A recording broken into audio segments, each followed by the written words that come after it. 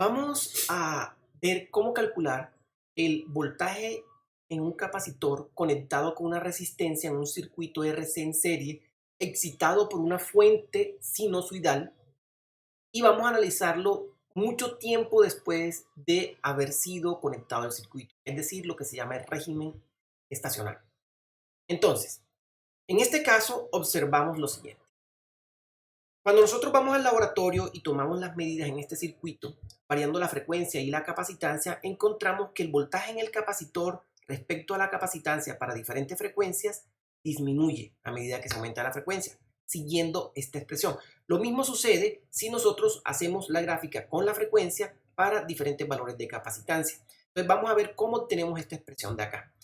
Tenemos un circuito RC formado por una resistencia y una capacitancia en serie con una fuente de excitación sinusoidal. El circuito está formado por una resistencia cuya naturaleza es seguir la ley de Ohm, es decir, el voltaje en la resistencia es proporcional a la corriente que circula por ella. En el caso del capacitor, tenemos que la carga almacenada en las placas del capacitor es proporcional al voltaje al que está sometido el capacitor y la constante de proporcionalidad se llama capacitancia. De esta forma, la corriente en el capacitor es proporcional a la primera derivada del voltaje en el capacitor respecto al tiempo. Otro aspecto importante a tener en cuenta es el uso de funciones sinusoidales. Recuerden que si usamos la relación de Euler, nosotros podemos relacionar una exponencial compleja con una función coseno y con una seno, de tal forma que la función coseno se puede describir como una suma de funciones exponenciales complejas. Eso quiere decir que si nosotros describimos el circuito en términos de exponencial compleja, que nos permite realizar cálculos más rápidos, más fáciles, nosotros podemos simplemente tomar la parte real y eso correspondería con la componente coseno del circuito. Entonces, en nuestro circuito, excitado con una función sinusoidal, en este caso estoy usando una función coseno con amplitud BF, que es la amplitud del voltaje en la fuente, donde la resistencia sigue la ley de Ohm, es decir, el voltaje en la resistencia es proporcional a la corriente y la carga en el capacitor es proporcional al voltaje en el capacitor. Yo tengo que la corriente en el capacitor va a estar dada por la derivada del voltaje en el capacitor con respecto al tiempo, multiplicado por la capacitancia. Voy a usar I mayúscula para acordarme que voy a estar expresando esto en términos de una función exponencial compleja. La frecuencia está asociada con la frecuencia angular simplemente por la relación con 2pi. Entonces, el voltaje en el capacitor, si yo lo coloco en términos de exponencial compleja, el voltaje en el capacitor se coloca como el voltaje en el capacitor, o sea, la amplitud de este voltaje, por una exponencial compleja donde la frecuencia es la misma frecuencia que observamos en la fuente como se observó en el laboratorio. Y lo que tiene es un pequeño desfase respecto a la señal de excitación.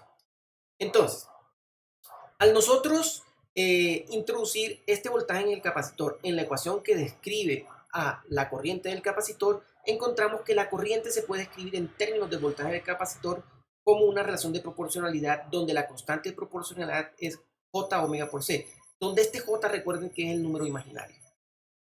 Entonces, de esta manera ya estamos muy cerca de encontrar la solución a nuestro problema porque simplemente teniendo en cuenta esta malla y las leyes de Kirchhoff, nosotros sabemos, nosotros entendemos esto. El voltaje en la fuente cae en la resistencia en el capacitor, lo cual significa que el voltaje en la fuente es igual a la caída de tensión en la resistencia más la caída de tensión en el capacitor. Esto es, el voltaje en la fuente es igual a la suma de esas dos caídas de tensión. Entonces, simplemente factorizando el voltaje en el capacitor de la ecuación, encontramos nuestra expresión para el voltaje en el capacitor, escrito en términos de exponenciales complejas. Acuérdense, estamos usando la exponencial compleja, así que tenemos que pasar a la notación que nos interesa, que es en términos de función sinusoidal.